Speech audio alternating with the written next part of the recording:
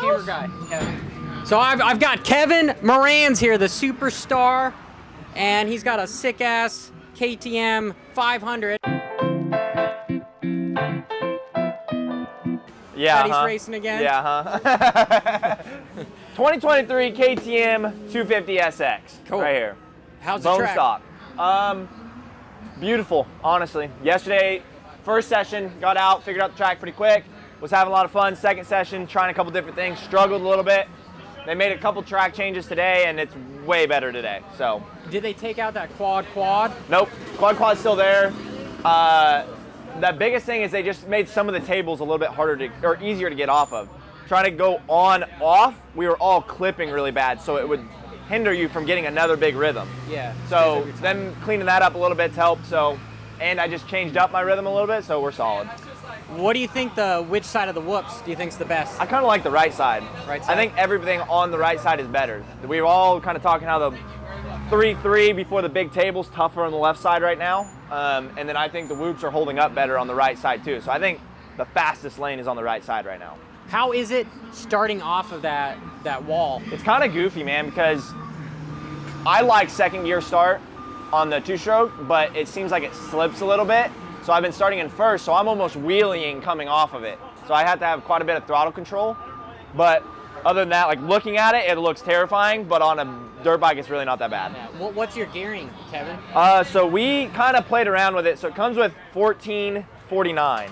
So we changed it to 1451, just so I was floating in between kind of first and second on my practice track back home, and I wanted to be more second and third, just so there's less of a chance of going into neutral. And it was a little bit, it was good in second, but it was too luggy in third. So going a little bit higher in the sprocket, I wanted third to be usable.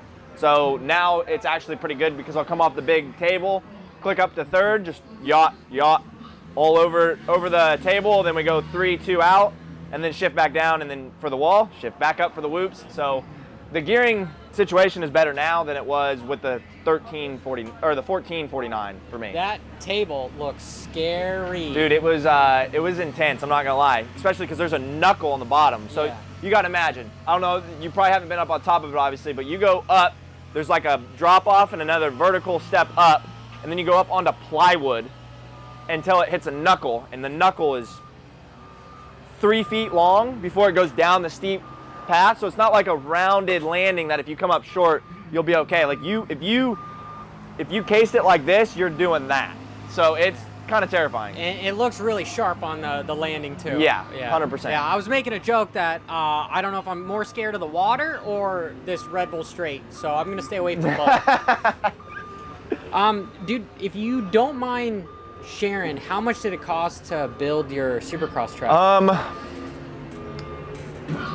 Let's just say, I'm not gonna put an actual number on it, okay, but let's just say everything I made from that pulp race is absolutely gone plus more.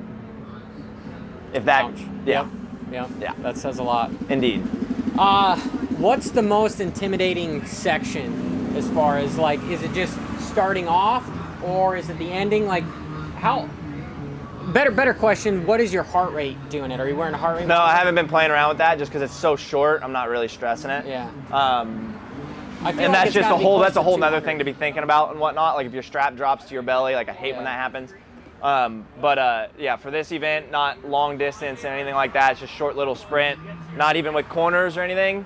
You have a bunch of jumps to catch your breath on. So yes, you're charging, but it's not really that tough. Are you shifting up going into the whoops or are you just landing? Nope, I try to go third into the whoops. So I usually come off the table, third, onto the mini table, up, all in third, off, 3, and then when I go 2, I'll shift down to second to drive into the wall, shift up to third off the wall into the whoops. Okay, are you accelerating or is there any kind of a small little let off? You accelerate off the wall pretty hard, and then you kind of hesitate a little bit just because the whoops are so small you can't wide open into them or you'll skip one. You think they're small? They look pretty big.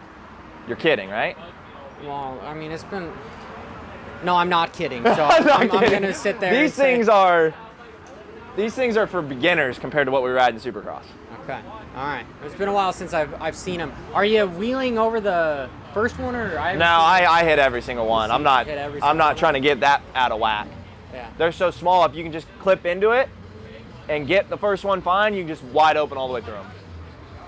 When do you think you're hitting the zone? Are you in the zone from lining up, or are you in the zone once you hit first gear and you're ready to drop the clutch?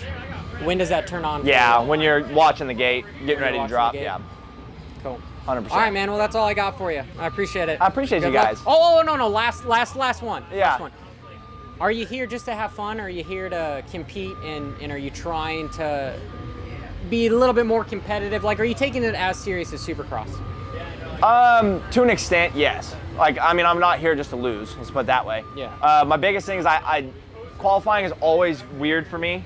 So I'm more worried about let's just qualify in and then we'll race our butts off. So, yeah, not stressing it too hard, not stressing it as much as Supercross, obviously, because it's more of a one-off, fun event. I've never been here. I'm trying to take it in, trying to enjoy it, and stuff like that. But yeah, I mean, we're here to race. That's what we have people supporting us to do, and all the fans, the Moranz Mafia, everything like that, moranzmafia.com.